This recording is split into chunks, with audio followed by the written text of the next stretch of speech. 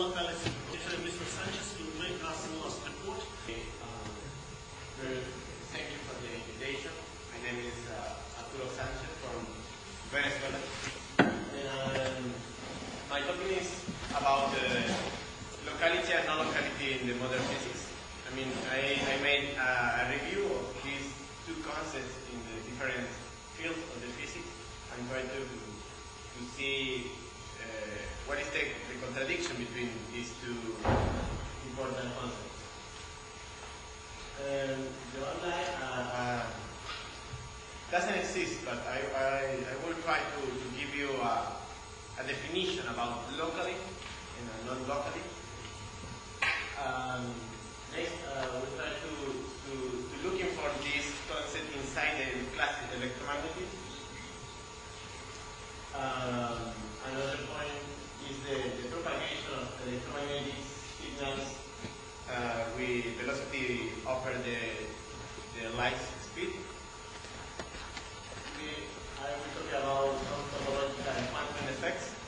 And using these topological effects to produce new physics and make some Hellerken experiment. At the end, I just want a little discussion about the Haydn variable versus quantum entanglement. We can define the locality just that the locality refers to the differential action of localizable physics phenomenon. I mean, from this point of view, the non-locality is the no possibility to assign to a specific position in the space of time on some event and force you to make an integration over all the space to try to understand what happened in this phenomenon. Locality and non-locality in the classic electromagnetism we know that all the physics theory that has the word classic has to be in principle local, yes. But if we see very carefully, for example, the Maxwell equation, we start to find some details about if these equations are really locally or not locally for the power. And one of these equations, or several of these equations, for example, the first one is the Coulomb law. We know that experimentally that this equation is local. I mean, you can know exactly what is the point on the force is localizable when I use the Coulomb law, for example. The second equation is the parallel law in a differential form. I mean, in principle, it's local, but if you think very carefully, this equation doesn't have any experimental comprovation. I mean, all the experimental comprovations are made in the integral form. I mean, when you use the Faraday law, you always make an integration over the law, for example, and find the electromotive force that is produced in one circuit. But we don't know really nothing about experimentally talking about what happened with the integral form.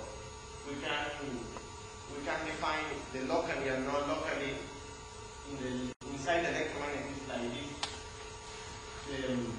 If you have an equation in the differential form, you can talk about locality because you know exactly what is the point and what is the form, for example, the action in the particle, for example. But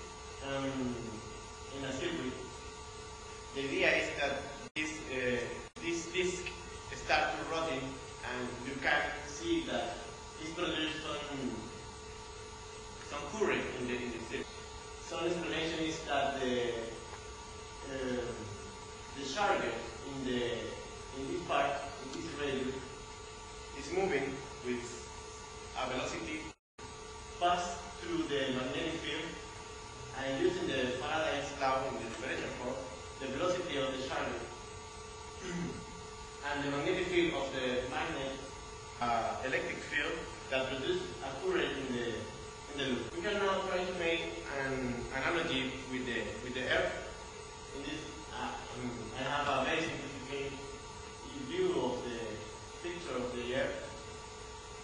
We know that we have a magnetic field that, in this moment, just for simplification, I can put in the same direction of the rotation axis.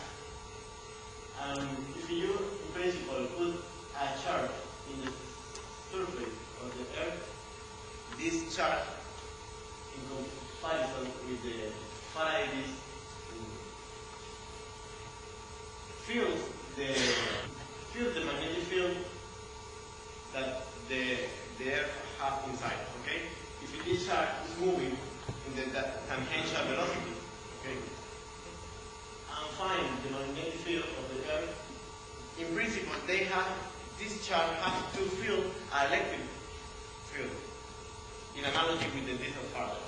I mean, if it's possible to put just one charge in the superficie of the Earth, we can, in principle, try to make a measuring of the electric field that this particle feels, using, again, the differential form of the Faraday's law. Okay, an isolate charge is, for us, almost an ideal concept. I mean, it's difficult to put a charge in some place, okay?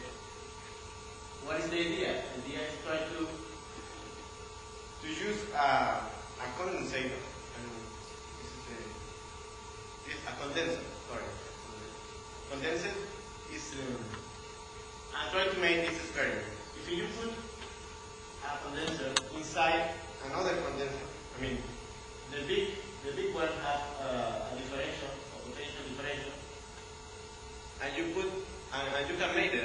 We made this experiment at our university, and you put inside another condenser without charge, okay, and you roll this internal condenser inside this electric field.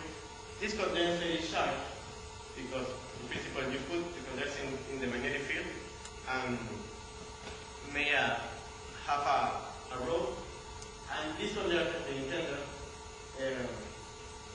is charged, and you can make a measurement of this charge with a amperemeter, for example. Okay. What is this picture? I mean, if we come back with this view in an isolated charge in a over there, in principle, have to fill electric field. We can put in there a condenser like this, and if this electric field exists over the Earth, we can measure view the charge inside a condenser. I don't know if you understand the idea. In principle, with this experiment, we propose to make an experimental validation of the Faraday's law in differential form and see if this law is local or non-local inside the classical